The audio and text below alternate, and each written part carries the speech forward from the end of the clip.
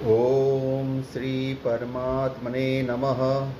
श्रीमद्भगवद्गीता अथ द्वादशोऽध्याय।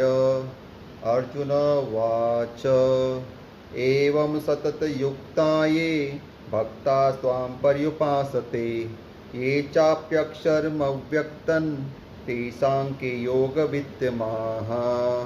श्रीभगवानुवाच मय्यावेशमनो ये मां नित्ययुक्ता उपासते श्रद्धया पर्योपेतास्ते मे युक्ततमा मताः।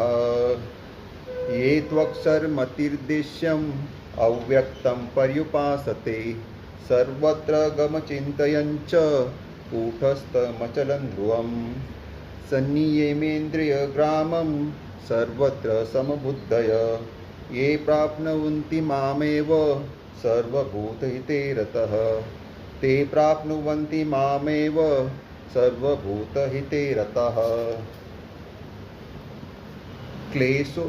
क्लेशोऽधिकतरस्तेषाम् अव्यक्ता सक्तचेतसाम् अव्यक्ता हि गतिर्दुःखं देहविधिर्वाप्यते।